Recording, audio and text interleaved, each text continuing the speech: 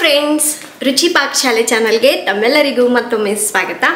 Friends, ನಾನು ಈ ದಿನ ಡಾಬಾ ಸ್ಟೈಲ್ ಎಗ್ ಕರ್ರಿ ಹೇಗೆ ಮಾಡೋದು ಅಂತ ತೋರಿಸ್ತೀನಿ. ಸೊ ಸೇಮ್ ಇದು ಡಾಬಾದಲ್ಲಿ ಹೇಗೆ ಸಿಗುತ್ತಲ್ವೋ ಅದೇ ರೀತಿಯಾಗಿ ಸ್ಪೈಸಿಯಾಗಿ ತುಂಬ ಟೇಸ್ಟಿಯಾಗಿರುತ್ತೆ ಆ್ಯಂಡ್ ಮಾಡೋದು ಕೂಡ ತುಂಬ ಅಂದರೆ ತುಂಬಾ ಸುಲಭ. ತಡ ಮಾಡದೆ ಈ ರೆಸಿಪಿನ ಸ್ಟಾರ್ಟ್ ಮಾಡ್ತೀನಿ ಬನ್ನಿ. ಹಾಗೆ ನಿಮಗೆ ಈ ರೆಸಿಪಿ ಇಷ್ಟ ಆದರೆ ಪ್ಲೀಸ್ ಒಂದು ಲೈಕ್ ಕೊಡೋದನ್ನು ಮರಿಬೇಡಿ. ನೀವು ಈ ಡಾಬಾ ಸ್ಟೈಲ್ ಎಗ್ ಕರಿನ ಚಪಾತಿ, ರೊಟ್ಟಿ, ಪರೋಟ, ರೈಸ್ ಯಾವುದ್ರ ಜೊತೆ ಬೇಕಾದರೂ ತಿನ್ಬೋದು. ಸಖತ್ತಾಗಿರುತ್ತೆ, ಎಲ್ಲದ್ರ ಜೊತೆ ಕಾಂಬಿನೇಷನ್ ಇದು. ಬನ್ನಿ ರೆಸಿಪಿ ಹೇಗೆ ಮಾಡೋದು ಅಂತ ನೋಡೋಣ. ಈ ಕರ್ರಿ ಪ್ರಿಪೇರ್ ಮಾಡ್ಕೊಳ್ಳಿಕ್ಕೆ ಮಸಾಲೆನ ರೆಡಿ ಮಾಡ್ಕೊಳ್ಳೋಣ.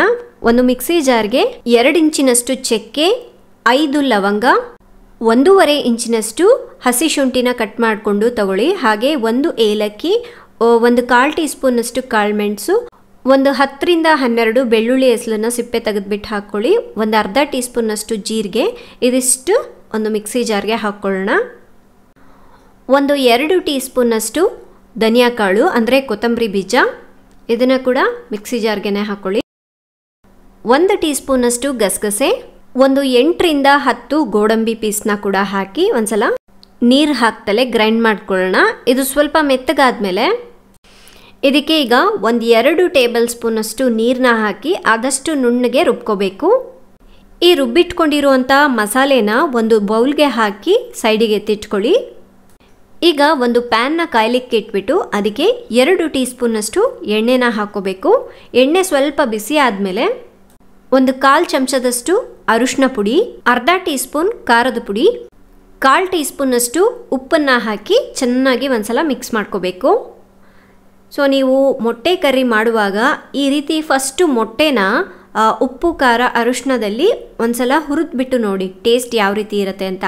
ನೋಡಿ, ನಾನಿಲ್ಲಿ ಒಂದು 5 ಮೊಟ್ಟೆನ ಕುದಿಸ್ಬಿಟ್ಟು ಅದನ್ನು ಈ ರೀತಿ ಸ್ವಲ್ಪ ಕಟ್ಸ್ ಮಾಡಿಕೊಂಡು ತೊಗೊಂಡಿದ್ದೀನಿ.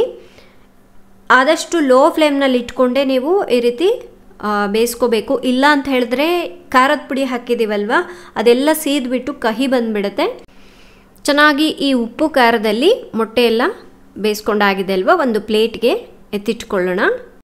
ಈಗ ಇದೇ ಪ್ಯಾನ್ಗೆ ಒಂದು 3 ರಿಂದ 4 ಟೇಬಲ್ ಸ್ಪೂನಷ್ಟು ಎಣ್ಣೆನ ಬಿಸಿ ಮಾಡಿಕೊಂಡು ಒಂದು ಅರ್ಧ ಟೀ ಸ್ಪೂನಷ್ಟು ಜೀರಿಗೆನ ಹಾಕಿ ಹುರ್ಕೋಬೇಕು. ಅದಾದ ನಂತರ ನಾನಿಲ್ಲಿ ಒಂದು 2 ಈರುಳ್ಳಿನ ಆದಷ್ಟು ಸಣ್ಣದಾಗಿ ಕಟ್ ಮಾಡ್ಕೊಂಡಿದ್ದೀನಿ. ಈರುಳ್ಳಿನ ಹಾಕ್ಕೊಳ್ಳಿ. ಅದಾದ ನಂತರ ಒಂದು 4 ಮೆಣಸಿನ್ಕಾಯಿನ ಈ ರೀತಿ ಉದ್ದಕ್ಕೆ ಸೀಳ್ಬಿಟ್ಟು ಹಾಕಿದ್ದೀನಿ. ಖಾರ ಜಾಸ್ತಿ ಇರೋದ್ರಿಂದ ಒಂದು 4 ತೊಗೊಂಡಿದ್ದೀನಿ. ಖಾರ ಕಡಿಮೆ ಇತ್ತು ಅಥವಾ ನಿಮಗೆ ಖಾರ ಜಾಸ್ತಿ ಬೇಡ ಅಂದರೆ ನೋಡಿಬಿಟ್ಟು ಹಾಕ್ಕೊಳ್ಳಿ. ನಿಮಗೆ ಬೇಕು ಅಂದರೆ ಈರುಳ್ಳಿನ ಈ ರೀತಿ ಕಟ್ ಮಾಡ್ಕೊಳ್ಳೋದಲ್ಲದೆ ಈರುಳ್ಳಿ ಪೇಸ್ಟನ್ನು ಕೂಡ ಹಾಕ್ಕೋಬಹುದು. ಈರುಳ್ಳಿ ಚೆನ್ನಾಗಿ ಗೋಲ್ಡನ್ ಬ್ರೌನ್ ಕಲರ್ ಆಗೋವರೆಗೂ ಈ ರೀತಿ ಬೇಯಿಸ್ಕೋಬೇಕು. ಹಾಗೆ ಇದಕ್ಕೆ ಸ್ವಲ್ಪ ಕರಿಬೇವನ್ನು ಕೂಡ ಹಾಕಿ ಒಳ್ಳೆ ಫ್ಲೇವರ್ ಕೊಡುತ್ತೆ. ಈರುಳ್ಳಿ ನೋಡಿ ಈ ರೀತಿ ಚೆನ್ನಾಗಿ ಕಲರ್ ಚೇಂಜ್ ಆದಮೇಲೆ ನಾನು 2 ಮೀಡಿಯಮ್ ಸೈಜ್ ಟೊಮೆಟೊನ ಈ ರೀತಿ ಒಂದ್ಸಲ ಗ್ರೈಂಡ್ ಮಾಡಿಕೊಂಡು ಇದರ ಪೇಸ್ಟನ್ನು ಹಾಕ್ತಾ ಇದ್ದೀನಿ. ಟೊಮೆಟೊ ಚಿಕ್ಕದಿತ್ತು ಅಂದರೆ 3 ತಗೊಳ್ಳಿ, ಮೀಡಿಯಮ್ ಸೈಜ್ದಾದರೆ 2 ಸಾಕಾಗತ್ತೆ. ಈ ಪೇಸ್ಟನ್ನು ಕೂಡ ಇದಕ್ಕೆ ಹಾಕಿಬಿಟ್ಟು ಒಂದ್ಸಲ ಚೆನ್ನಾಗಿ ಮಿಕ್ಸ್ ಮಾಡ್ಕೊಳ್ಳೋಣ. ಟೊಮೆಟೊ ಪ್ಯೂರಿ ಹಾಕಿದ್ಮೇಲೆ ಇದರಿಂದ ಎಣ್ಣೆ ಮೇಲೆ ತೇಲೋವರೆಗೂ ನೀವು ಕುದಿಸ್ಕೋಬೇಕು. ಇದ್ರ ಮೇಲೆ ಒಂದು ಮುಚ್ಚುಳನ ಮುಚ್ಚಿಟ್ಕೊಂಡ್ಬಿಡೋಣ. ಈ ರೀತಿ ಒಂದ್ಸಲ ಮಿಕ್ಸ್ ಮಾಡ್ಕೊಂಡಾದ್ಮೇಲೆ ಇದಾಗೋಷ್ಟರಲ್ಲಿ ಒಂದು 3 ಟೇಬಲ್ ಸ್ಪೂನಷ್ಟು ನಾನಿಲ್ಲಿ ಮೊಸರು ತಗೊಂಡಿದ್ದೀನಿ. ಇದರಲ್ಲಿ ಒಂದು 2 ಟೀ ಸ್ಪೂನಷ್ಟು ಖಾರದ ಪುಡಿ, ಹಾಗೆ 1/4 ಚಮಚದಷ್ಟು ಅರಿಶಿನ ಪುಡಿ, ಒಂದು ಅರ್ಧ ಟೀ ಸ್ಪೂನ್ನಷ್ಟು ಉಪ್ಪನ್ನು ಹಾಕಿ ಚೆನ್ನಾಗಿ ಮಿಕ್ಸ್ ಮಾಡ್ಕೊಳ್ಳಿ. ನಾನು ಹೇಳಿದ್ನಲ್ವ, ಇದು ಡಾಬಾ ಸ್ಟೈಲ್ ಆಗಿರೋದ್ರಿಂದ ಸ್ವಲ್ಪ ಸ್ಪೈಸಿ ಆಗಿರುತ್ತೆ. ನಿಮಗೆ ಸ್ಪೈಸಿ ಜಾಸ್ತಿ ಬೇಡ ಅಂದ್ಕೊಂಡ್ರೆ ಕ್ವಾಂಟಿಟಿ ಕಡಿಮೆ ಮಾಡ್ಕೊಳ್ಳಿ ಖಾರದ ಪುಡಿದು. ಈಗ ಒಂದು 5 ನಿಮಿಷ ಆಗಿದೆ ನೋಡಿ, ಮೇಲೆಲ್ಲ ಚೆನ್ನಾಗಿ ಎಣ್ಣೆ ತೇಲ್ತಾ ಇದೆ ಅಲ್ವಾ. ಇದನ್ನು ಒಂದ್ಸಲ ಈ ರೀತಿ ಮಿಕ್ಸ್ ಮಾಡ್ಕೊಳ್ಳೋಣ. ಈಗ ನಾವು ಮೊದಲಿಗೆ ಮೊಸರು, ಉಪ್ಪು, ಖಾರ ಎಲ್ಲ ಮಿಕ್ಸ್ ಮಾಡಿ ಇಟ್ಟಿದ್ವಲ್ವ, ಅದನ್ನು ಚೆನ್ನಾಗಿ ಮಿಕ್ಸ್ ಮಾಡ್ಕೊಂಡ್ಬಿಟ್ಟು ಇದರಲ್ಲಿ ಹಾಕ್ಕೋಬೇಕು. ಆದಷ್ಟು ಸ್ಟವ್ನ ಲೋ ಫ್ಲೇಮ್ನಲ್ಲಿ ಇಟ್ಕೊಂಡು ಹಾಕ್ಕೊಳ್ಳಿ. ಇಲ್ಲಾಂತ ಹೇಳಿದ್ರೆ ಮೊಸರು ಹಾಕಿದ ತಕ್ಷಣವೇ ಒಡೆದೋಗ್ಬಿಡತ್ತೆ. ಈ ರೀತಿ ಹಾಕಿಬಿಟ್ಟು ಚೆನ್ನಾಗಿ ಒಂದ್ಸಲ ಮಿಕ್ಸ್ ಮಾಡ್ಕೋಬೇಕು. ಮೊಸರು ಈ ರೀತಿ ಹಾಕೋದ್ರಿಂದ ಒಂದು ಡಿಫ್ರೆಂಟ್ ಟೇಸ್ಟೇ ಕೊಡುತ್ತೆ. ಹಾಗೆ ಅದರ ತಿಕ್ನೆಸ್ ಕೂಡ ಅಷ್ಟೇ, ಕರ್ರಿ ತಿಕ್ನೆಸ್ ಕೂಡ ತುಂಬ ಚೆನ್ನಾಗಿ ಬರುತ್ತೆ. ಆದಷ್ಟು ಈ ರೀತಿ ಕರ್ರಿಗಳಿಗೆ, ನಾನ್ ವೆಜ್ ಕರ್ರಿಗಳಿಗೆ ಸ್ವಲ್ಪ ಮೊಸರು ಹಾಕೋದ್ರಿಂದ ತುಂಬಾ ಚೆನ್ನಾಗಿರುತ್ತೆ.